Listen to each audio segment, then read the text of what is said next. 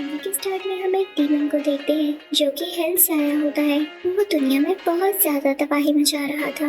उसकी एक आंख ब्लैक होती है और एक आंख रेड। तो बुद्धा जो कि एक रिलीजियस पर्सनैलिटी माने जाते हैं, वो उसकी दोनों आंखें निकाल लेते हैं ताकि उसकी कुछ बुरी एक्टिविटीज में कमी आ सके। अब बुद्धा दोनों आइज को एक जगह पर बंद करना चाहते थे। ब्लैक आई को तो वो एक बॉक्स में बंद कर देते हैं, लेकिन रेड आई इससे पहले ही वहाँ से भाग जाती है और 7 दिन तक मिसिंग रहती है। इनफैक्ट इन 7 दिनों में 7 लोगों को पोजेस करती जा रही थी, उन पर अपना कंट्रोल कर रही थी, क्योंकि ये रेड आई एक डिमोनिक आई थी। लेकिन बुद्धा जैसे तैसे करके उस आई को भी पकड़ लेते हैं और 8th नाइट को उसको भी एक बॉक्स में बंद कर दिया जाता है और दोनों आइज को दुनिया के अलग अलग कोनों में भेज दिया जाता है ताकि इन बॉक्सेस को कहीं दूर छुपा दिया जाए और कभी कोई इनको ना खोले, वरना डीमन वापस आ सकता है। इस इंसिडेंट को कई साल गुजर जाते हैं और अब हम मूवी में प्रेजेंट का सीन देखते हैं जब एक आर्कियोलॉजिस्ट एक डेजर्ट में जाते हैं। वहाँ पर उन्हें सैंड में से एक बॉक्स मिलता है। वो बहुत खुश होता है क्योंकि लोगों ने उसकी इस बात पर यकीन नहीं किया था कि वाकई किसी डीमन की दोनों आइज को की है। अब इस बात को 14 साल गुजर जाते हैं। हम 2021 का टाइम देखते हैं जब रात आज होती है। उसमें चांद का कलर रेड हो जाना था और इस रात को सुपर मून नाइट कहा जाता था। अब वही आर्कियोलॉजिस्ट एक रिचुअल करने लगता है और उस आग के ऊपर कुछ खून डालता है जिसमें उसका खून भी शामिल होता है और कई और लोगों का भी, ताकि उस आग की ताकत वापस आ सके और वो अपने इस रिचुअल में कामयाब हो जाता है। रेड आई में दोबारा से उसकी ताकत आ जाती है। अब दूसरी तरफ हमें एक मॉन्क दिखाया जाता है जो कि एजेड होता है। उनको रियलाइज हो जाता है कि रेड आई की पावर्स वापस आ चुकी हैं और उसे लाने वाला कोई इंसान है और जो बाकी ब्लैक आई रह गई थी वो भी बुद्धा के स्टैचू के नीचे से मिल चुकी थी। अब यहाँ से सीन चेंज होता है एक कंस्ट्रक्शन साइट की तरफ जहाँ पे एक वर्कर काम कर रहा होता है। वो पहले मॉन्क हुआ करता था, उसका नाम होता है पार्क, और यहाँ से सीन उसी मॉन्क पर शिफ्ट होता है जिनको रेड आई के एक्टिव होने के बारे में पता चल चुका था। उनके पास उनका एक स्टूडेंट आता है जो कि बोल नहीं रहा था क्योंकि 2 साल से उसने ना बोलने का प्रॉमिस ले रखा था। ये एक तरह का रोजा होता है जिसमें ना बोलने को भी इबादत पे काउंट किया जाता है।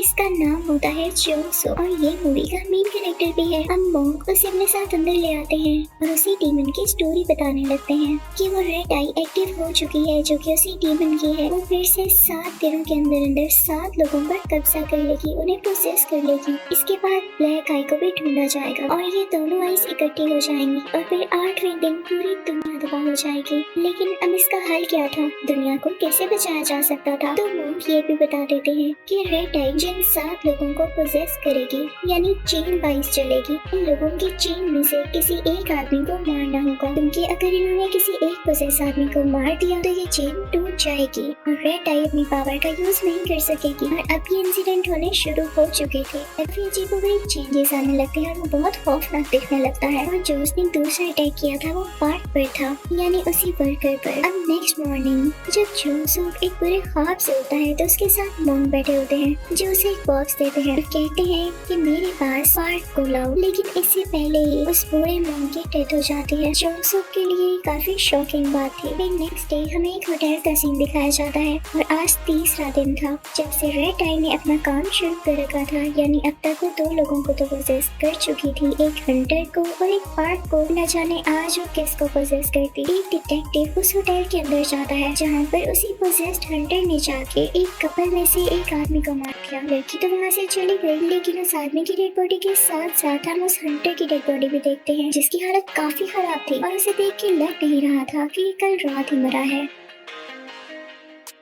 अब जोंगसुक के मॉन्क की तो डेथ हो चुकी थी, लेकिन उसके मॉन्क ने जो उसे कहा था उसको वो पूरा तो करना था। तो वो वही बॉक्स अपने बैग में रखकर पार्क को ढूंढने के लिए निकल जाता है। लेकिन रास्ते में उसका कोई बैग उठा लेता है। उसे एक लड़की पर डाउट होता है, लेकिन वो लड़की भी देखते ही देखते गायब हो जाती है। जोंगसुक उसके पीछे जाने लगता है, लेकिन इस दौरान उसे पार्क का घर भी मिल जाता है। वो वहीं पर बैठा रहता है और रात को पार्क वहाँ पर आ जाता है। वो पार्क को ये बताता है कि मेरे से वो बॉक्स गुम हो चुका है जो मेरी मॉन्क ने आपको देने के लिए भेजा था। तो पार्क खुद उस मॉन्क की सोल से बातें करने लगता है। ऐसा सिर्फ वही कर सकता था। वो मॉन्क से कहता है एक लड़की भी पोजेस्ड होगी और हमें उसी को रोकना होगा तो ये सब कुछ थम जाएगा। अब अगले रोज होते ही पार्क और जोंगसुक निकल पड़ते हैं। पार्क देखता है कि जोंगसुक के शूज काफी खराब हैं, तो वो उसे नए शूज लेकर देता है। तो सुक उसे थैंक यू कहता है जो 2 साल से उसने ना बोलने का रोजा रखा हुआ था वो आज टूट जाता है। हम लोग निकल जाते हैं उसी 7वें पोजेस्ड पर्सन को ढूंढने के लिए। चाहे वो लड़की हो या लड़का, इन्हें उसको रोकना था। अब ये लोग उस सातवीं पोसेस्ड औरत को ढूंढने लगते हैं क्योंकि इनको उसे रोकना था। अब रात हो जाती है। पार्क को अपने पास्ट के कुछ विजन्स आने लगते हैं और यहाँ पर हमें ये पता चलता है कि पार्क ने अपनी फैमिली को एक एक्सीडेंट में खो दिया था और जिस लेडी ने उनको मारा था उसका एक छोटा सा बेटा था। पार्क ने उसका गला दबाने की कोशिश की लेकिन वो जानता था कि ये गलत है।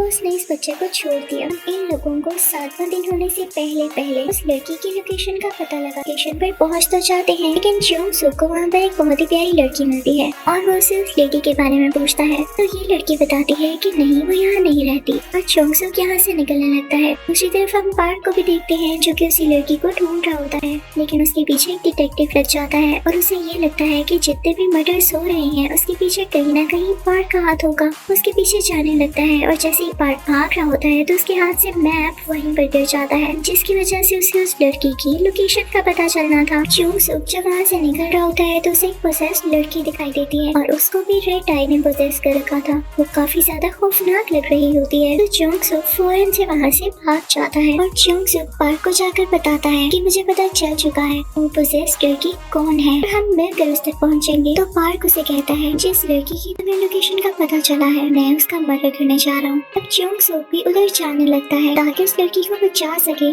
दूसरी तरफ डिटेक्टिव भी पार्क का पीछा कर रहा होता है। जब वो देखता है कि पार्क के हाथ में कुल्हाड़ी यानी एक्स है तो उसे पूरा डाउट हो जाता है कि ये उसी लड़की को मारने जा रहा है। लेकिन जोंग सूक टाइम पर पहुंच जाता है और उस लड़की को अपने साथ ले आता है। इसके बाद वहाँ पर पार्क भी आ जाता है।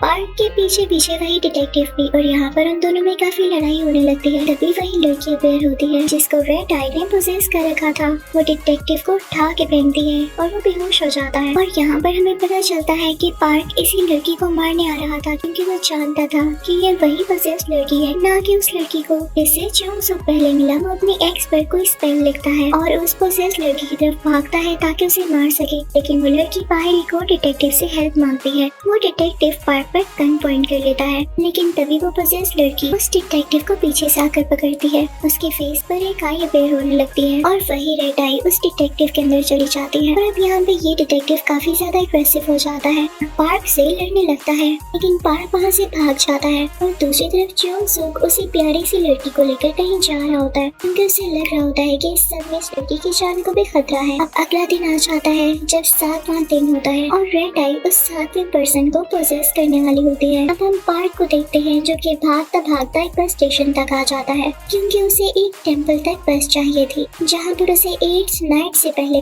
पहुँचना था लेकिन बस लेट होती है तो वहीं पर वेट करने लगता है। तभी वहाँ पर उसी मॉन्क की सूल आती है। वो पार्क से कहते हैं कि तुम अपनी जान भी दे देना लेकिन इस कर्ज को पूरा ना होने देना, रेड आई को रोक के ही रहना। फाइनली बस का टाइम आ जाता है और पार्क उस टेम्पल के लिए निकल पड़ता है। इसी के साथ साथ वही पोसेस डिटेक्टिव भी वहाँ पर पहुँच जाता है। अब हम देखते हैं जोंग सूक को जो कि उसी लड़की के साथ होता है। वो लोग एक जंगल में होते हैं और वहीं पर एक जगह पर रेस्ट करते हैं। हम उसी डिटेक्टिव को देखते हैं जिसको उस पोसेस लड़की ने बेहोश कर दिया था। वो उसी घर के अंदर जाता है जहाँ पर वो प्यारी लड़की रहती थी तो उसे एक बूढ़ी औरत मिलती है जो कि उसे सारी कहानी बताती है कि जिस आर्कियोलॉजिस्ट ने इस रेड आई को एक्टिवेट किया था भी दिया था ताकि उस रेड आई में पावर आ सके और ये सब कुछ इसने सिर्फ उस आर्कियोलॉजिस्ट के लिए किया क्योंकि वो कुछ रिचुअल और एक्सपेरिमेंट्स जो कर रहा था। लेकिन ऐसा करना हुआ कि उस रेड आई ने उन सब लोगों को मारना शुरू कर दिया जिसका ब्लड उसके अंदर गया। अब दूसरी तरफ हम देखते हैं कि पार्क भी उसी जंगल में पहुंच जाता है जहाँ पर जोंग सूक और वो लड़की थी और तभी वहाँ पर जोंग सूक नोटिस करता है कि उसका बैग पड़ा हुआ है जिसमें ब्लैक आई वाला बॉक्स है और ये इसी लड़की ने चुराया होता है क्योंकि ये दोनों आइस को एक साथ करना चाहती थी और अपनी जान बचाना चाहती थी। और इन लोगों को ये भी पता चल जाता है कि आखिरी पोसेस हुआ इंसान वही डिटेक्टिव है जिसके अंदर उस पोसेस लड़की की वजह से आ गई। तो यहाँ पर पार्क कोई रिचुअल स्टार्ट कर देता है क्योंकि पार्क जानता था कि वो डिटेक्टिव पीछा करते करते टेम्पल तक पहुँच गया तो यहाँ भी जरूर आएगा और जब वो यहाँ पर आएगा तो हम इसको खत्म कर देंगे।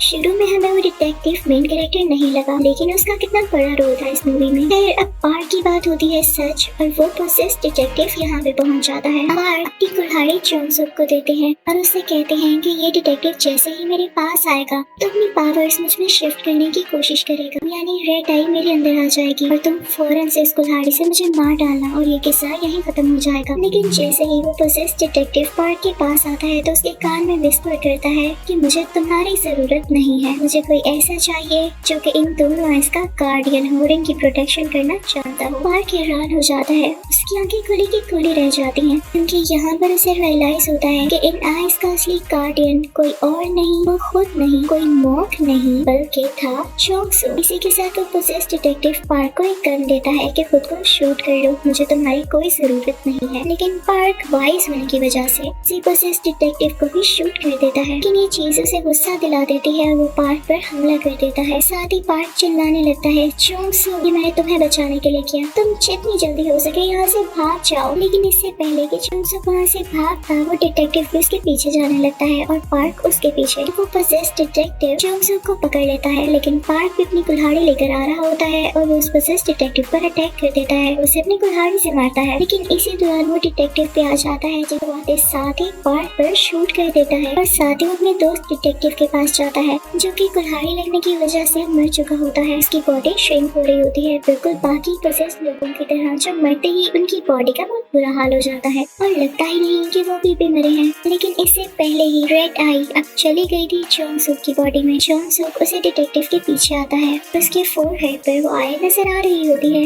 वो डिटेक्टिव को उठाता है और उसे जोर से दूर फेंकता है। एक दर्द की शाख उसकी बॉडी के हर पार हो जाती है और वो मर जाता है। अब चोंग सूक क्योंकि पोसेस्ड हुआ होता है तो वो ब्लैक आई वाला भी बॉक्स खोल देता है ताकि दोनों आइस इकट्ठी हो जाए और डीमन दोबारा से एक्टिवेट हो जाए। लेकिन जैसे ही पार्क ये देखता है तो डीमन से रिक्वेस्ट करता है कि प्लीज चोंग सूक को कुछ मत करना, मैं सेक्रीफाइस देता हूँ, तुम मुझे ले जाओ। लेकिन तभी डीमन एक चालाकी करता है, वो वहाँ पर एक इल्यूशन क्रिएट कर देता है। इसकी वजह से पार्क को चोंग सूक एक बच्चे की शक्ल में दिखाई देने लगता है और ये वही बच्चा होता है जिसको पार्क पास्ट में मारने वाला था, यानी ये उसी लेडी का बेटा था जिसने पार्क की फैमिली को हिट करके मार दिया था। पार्क इस बच्चे को मारना चाहता था, मैंने ऐसा इसलिए किया ताकि पार्क इस बच्चे को मार दे और रेड आई इसकी बॉडी से बाहर आ जाए और ब्लैक आई के साथ मिलकर ये दोनों आइस एक साथ हो जाएं और डीमन भी एक्टिवेट हो जाए। तो पार्क उस छोटे बच्चे के मुंह को टच करने लगता है और उसके फेस पर ब्लड से कुछ लिखने लगता है जैसे कोई स्पेल हो। तो डीमन को गुस्सा आता है कि इस बच्चे को मार ही नहीं रहा, यानी जो डीमन चोंग सूक के अंदर होता है। अब वो पार्क पर अटैक करके उसे मारने ही वाला होता है। लेकिन तभी पार्क कुछ स्पेल्स पढ़ने लगता है जिसकी वजह से चोंग सूक के फेस पर लिखा गया स्पेल भी ग्लो करता है और जलने लगता है। इसी वजह से उसकी बॉडी में जो डीमन होता है वो बाहर आ जाता है, उसकी बॉडी को छोड़ देता है। लेकिन इसके बाद वो डीमन पार्क बस उस डीमन को मारना चाहता था उसकी उसी रिस्पेक्टेड मॉन्क के कहने पर,